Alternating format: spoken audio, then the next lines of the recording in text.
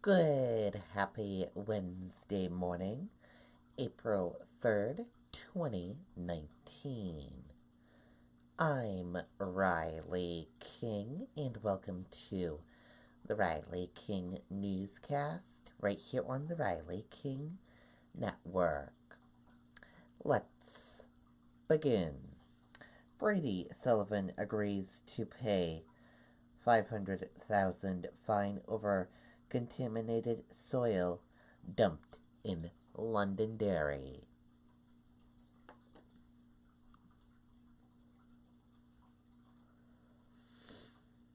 Money will pay for cleanup projects in Londonderry, Manchester, Bartlett.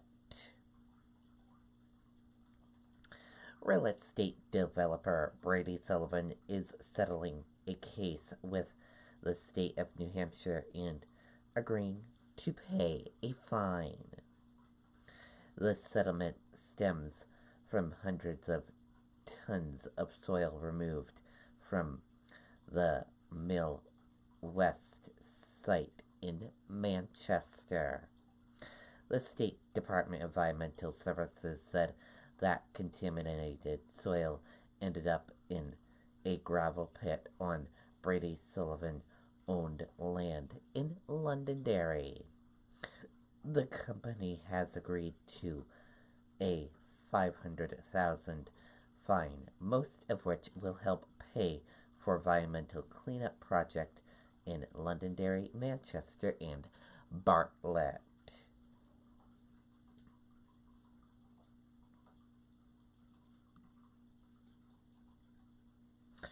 Arrest warrant issued for 19-year-old in 2018 killing in Rochester. Let's take a listen to the video from WMUR News 9.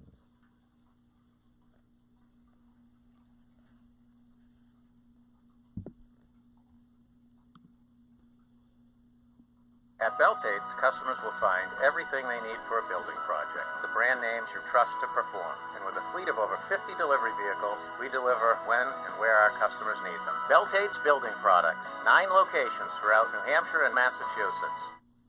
This is what the scene looked like nearly 10 months ago, the place a 24-year-old was killed. The victim in the case, who's Billy Ahern, who was a woman, was shot once and killed. The Attorney General's office says the investigation has been active ever since. As a result of the work of the Rochester Police Department, we've been able to issue an arrest warrant against Justin Belanger for Ms. Ahern's death. 19-year-old Justin Belanger faces several charges in connection with Billy Ahern's death. He faces what's called alternative counts of second-degree murder. One for knowingly causing her death by shooting her, and the second alternative count by recklessly causing her death by shooting her. Right now, authorities cannot comment on any potential motive. We're limited in the information we could provide, and we still are limited. We have information that's been sealed by court order that should be unsealed in due course, but we still are limited by that sealed order. Belanger was arrested last summer on unrelated charges and is in custody in Maine. That state's Corrections Department website says he's serving time for theft by receiving stolen property and assault. He will complete that sentence on Friday. The Maine authorities have that arrest warrant. So because of that arrest warrant, even though he was scheduled to be released, he will remain in custody in Maine until that warrant has been resolved. Authorities do tell us Belanger could be back here in New Hampshire as early as next week to face these new charges. Reporting in Rochester, Kristen Carosa, WMUR News. Okay, and there you go on that video and that report.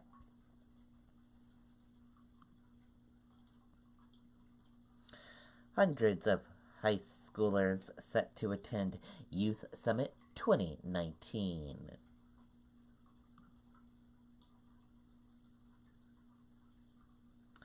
Let's take a listen to that video from WMUR News 9, Gene Mackin.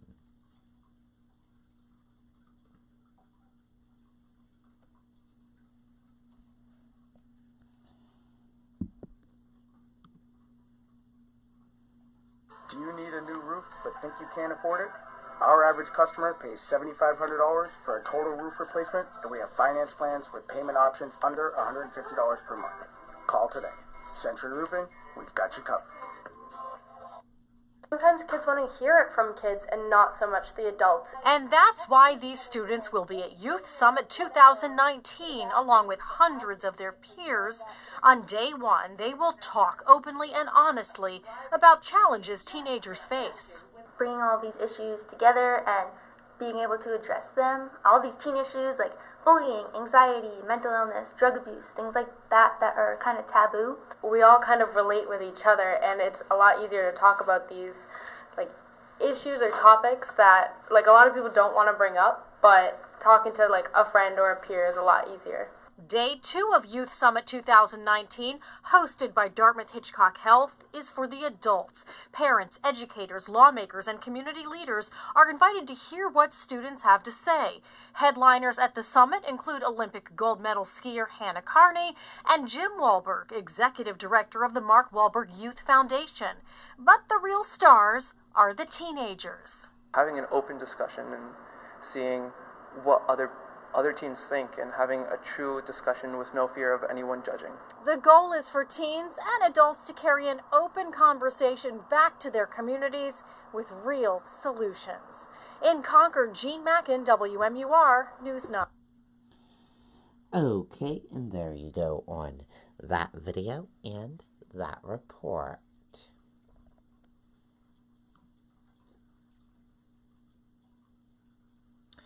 Manchester Hotel starting to return items left behind by evacuated guests due to standoff.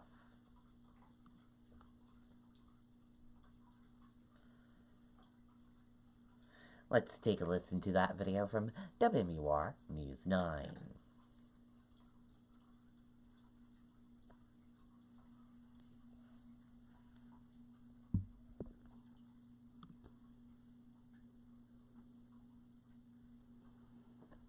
This is not your kid's sandbox. This is the place that brings your backyard dreams to life, with thousands of landscape A Manchester hotel says it's now starting to release some of the items left behind after guests were evacuated during a deadly standoff. The 14-hour standoff at the Quality Inn Wednesday ended with the deaths of 3 suspects. Management says items with hard surfaces are being returned once the biohazard team wipes them down. Permeable items, though, like clothing, have to go through a different kind of cleaning. The hotel says they're taking these precautions because of the chemicals police used during the standoff.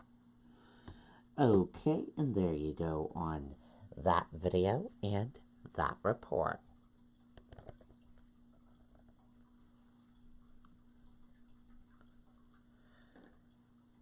Good Samaritan rescues fallen kayaker from Cobbett's Pond in Windham.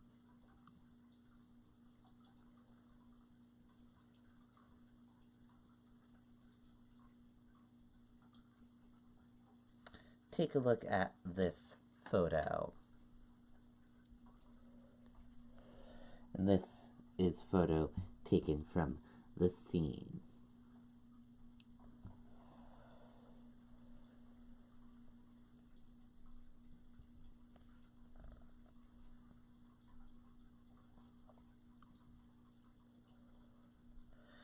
Sununu calls on House Democrats to fund new secure psychiatric facility. Let's take a listen to this video from WMUR News 9, Adam Sexton.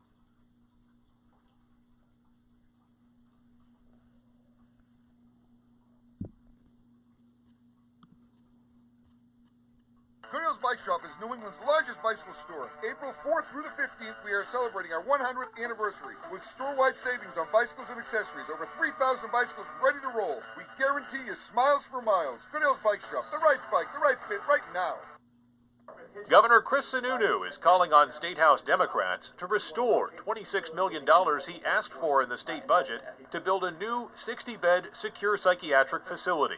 The move would allow the state to stop housing non-criminal mentally ill patients in the prison, and the governor says it would alleviate the emergency room boarding issue that keeps some people waiting for weeks in local ERs.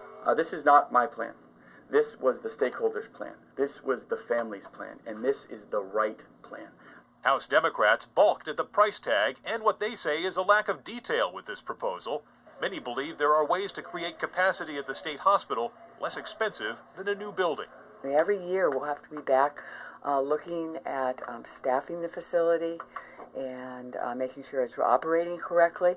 And we just didn't feel like we had that kind of information at this point. The Disabilities Rights Center is raising concerns that a new facility with more beds will just lead to more people being institutionalized, an argument state health officials reject. We've not scaled this facility to expand the number of people who are institutionalized. We've scaled it so we can meet the need that's there in the community and not more. The governor believes a new secure unit is the first domino that needs to fall to enact system-wide reforms. Families who've endured ER boarding, like Deb Taylor, whose son was in the emergency room waiting for mental health care for 28 days, say the status quo is unacceptable. I think that we need to put the money into it. We're going to pay now or we're going to pay later. Hospitals are also calling for lawmakers to take action. We use the term crisis. It's not a crisis. It's a disaster.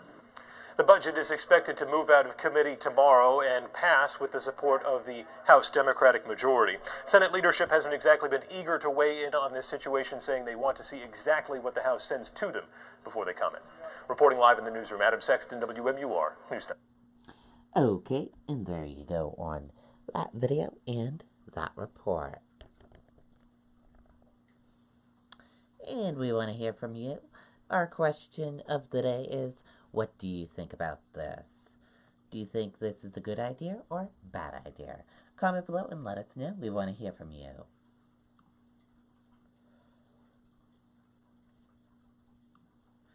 When Hudson Police Officer Colby Martin is investigating a theft at Hannaford yesterday, April 1st, 2019, at about 11:34 a.m.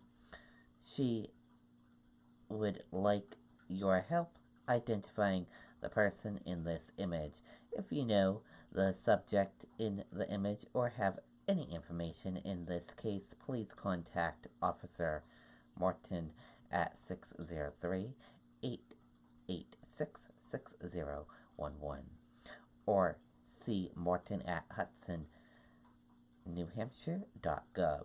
Anonymous tips can also be left on our crime line at 603-594-1150. And here is a photo of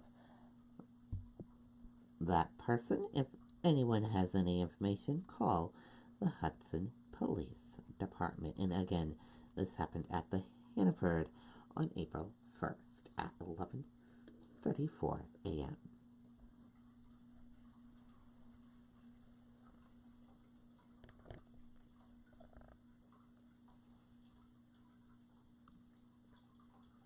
Stocks set to rise on hopes the U.S. and China are close to a trade deal.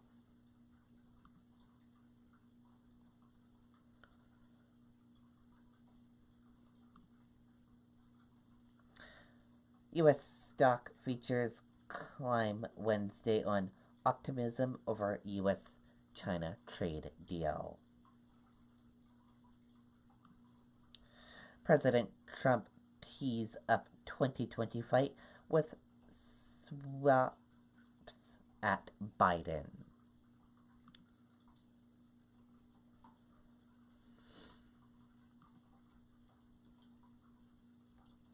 Let's take a listen to this video from ABC News.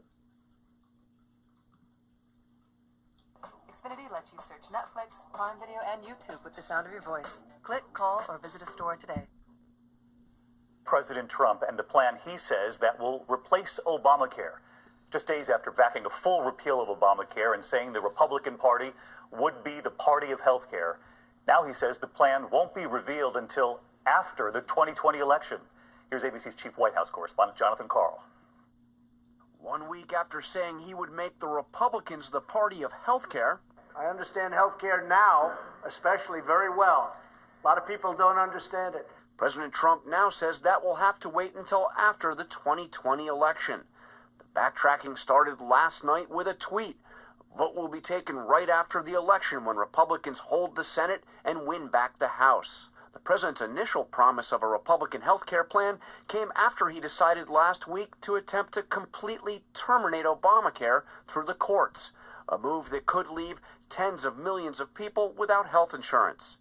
Now he's saying the Republican replacement plan will have to wait. If we get back the House, and on the assumption we keep the Senate and we keep the presidency, which I hope are two good assumptions, we're going to have a phenomenal health care. The about face comes after Republican leaders in Congress told the president they had no interest in pushing through a health care bill anytime soon. I made it clear to him we were not going to be doing that in the Senate. Republicans have yet to present a plan to replace Obamacare, but today the president implied he already has one. When the plan comes out, which we'll be showing you at the appropriate time, it's much better than Obamacare. So when the plan comes out, you'll see it.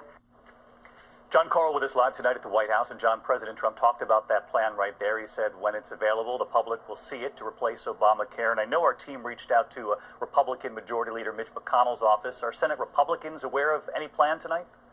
No word on that from the Republicans, but David, if there is a plan, it is one of Washington's best-kept secrets because nobody seems to know what it is. John Carl live at the White House. John, thanks as always. Okay, and there you go on that video and that report. And that does it for this edition of the Riley King Newscast, right here on the Riley King Network. I hope you all have a great rest of your day, and I'll see you back here later on today for another newscast. And I'll have a news report coming up in a little bit. Goodbye, everyone.